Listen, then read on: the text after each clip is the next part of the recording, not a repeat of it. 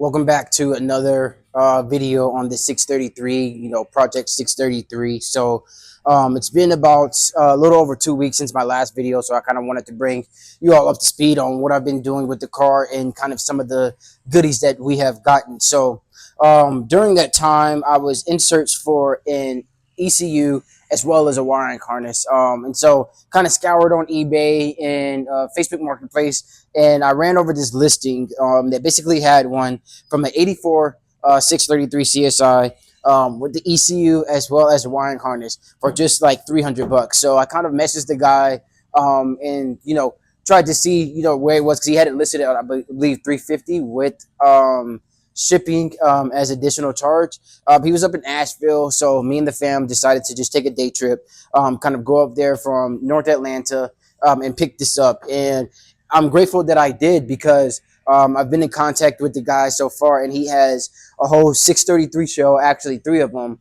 He has a 635 that's turbo and a lot of other cool engine parts. So I believe I'll be reaching out to him a little bit more to get more parts, but I've already went over the wiring harness a little bit, kind of show you what we're working with here. So it's overall in decent shape. There isn't any connectors that are kind of broken or anything over here that really needs to be salvaged too much. I'm going to kind of go through mine and see, if I have to mix and match everything. But this, from what I'm looking at, is everything that we're needing. There is a couple of grounds that are missing on this, but those are easy, and we can create our own grounds in here. So I haven't tried to just plug up the ECU to see how bad the wiring harness is. I can already tell that the wiring harness is cut, and this car did not come with an ECU already. So I'm just going to go ahead and try to take out the dash and, just kind of follow this wiring harness, see where mine is messed up, and just pull my whole wiring harness, put this one in, because this one was known running and driving. But before we do that, we did have another discovery in the rear of the vehicle. So let's go back there and I can kind of explain that story to you all as well. So if you remember from my earlier videos, I kind of talked about us not being able to get the trunk open. When we purchased the car, the owner wasn't able to get the trunk open. He was like, you turn it to the right and then you push on this and the trunk is supposed to come open. And so that's what we kept doing. And we didn't even try the other any other ways. So the other night I was in here kind of just tidying up, and I was like, you know what, let me see if I can get into the trunk. And so what I did was I, turned it back to the middle, and I felt a little tug to this way. So I was like, okay, let me just turn it to the left and see. And if you hear that clicking, that's the actual locking mechanism. So when we were turning it to the right and pushing in, we were actually just locking it, and we weren't even opening it. I know it's a silly thing that we should have probably tested, but lo and behold, the trunk opens. Perfectly fine. And so I was pleasantly surprised to find a number of goodies in here. So what we're going to do is I'm going to basically take these out, kind of line them out over here in the garage, and kind of see what the overall shape of this trunk is. As you see, we still do have a lot of kind of debris, and here's some rust falling off right here that we need to kind of address. And so we'll go ahead and address that in this video, and I'll make a quick little time lapse of me kind of taking all this stuff out, and then we'll talk through all these goodies and see if we hit the jackpot or what. So let's do it.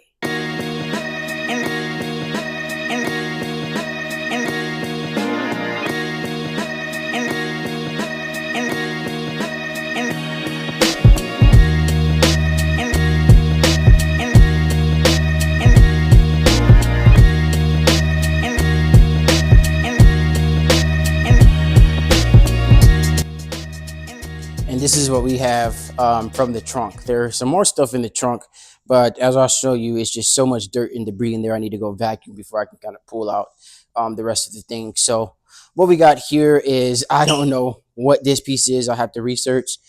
We do have some tail light covers, which is very good because these are not cheap. I was looking online, and I think they're about 150, maybe 300 a piece.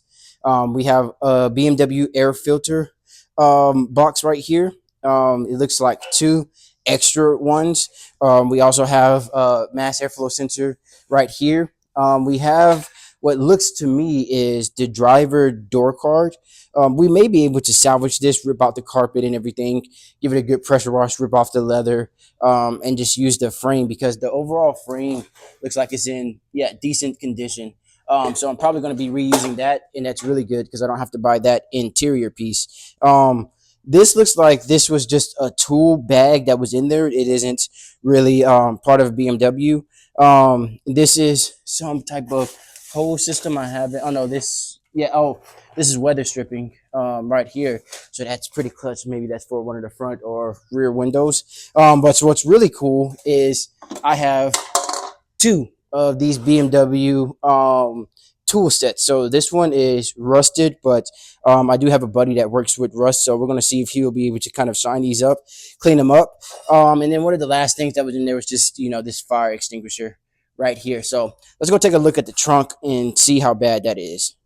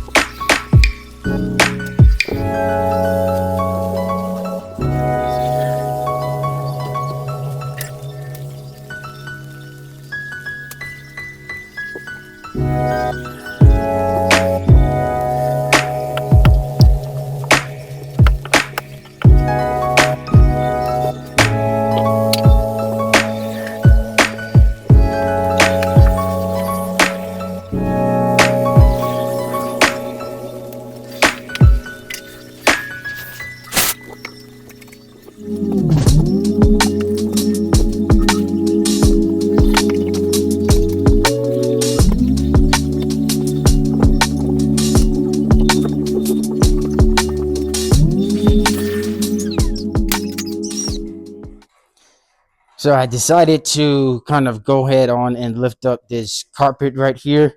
And lo and behold, even after fogging the car, look at what I found. Whole ant colony up under here. So let me go ahead and spray this out, try to clean these ants out, and let's get a look at the bottom side of this area. So after we have cleaned up a majority of that ant colony, there still is a few stragglers, but the overall trunk is in decent condition. I think it's a surprise for all of us. This is just kind of surface rust right here, but there isn't any rust that's going all the way through the actual car. So that's good. So I'm gonna go ahead and try to clean this up a little bit, maybe get all of this carpet out so we can kind of get a better look at the trunk. So let's do it. So, whew, it's kind of hot. So majority of the trunk is pretty much done. So what I'm gonna do now is kind of grab like a little scrub brush, go through the trunk, put a little cleaner on here, see if I can kind of get some of this grime and nastiness up.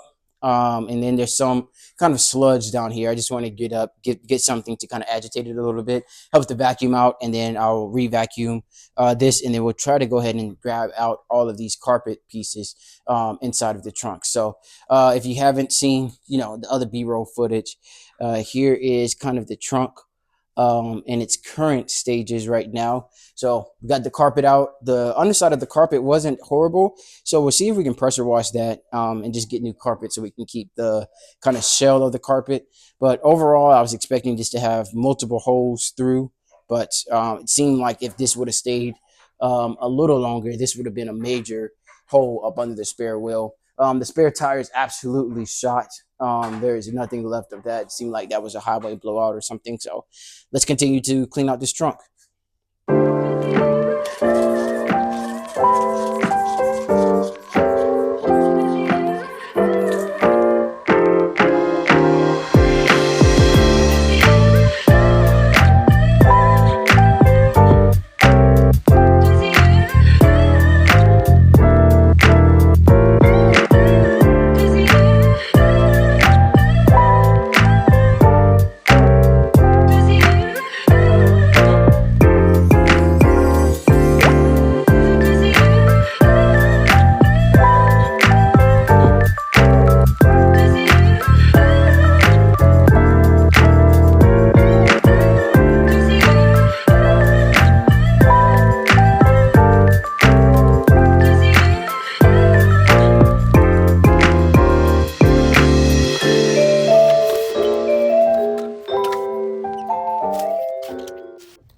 This is what the trunk looked like after my first vacuum, but this is it for this video.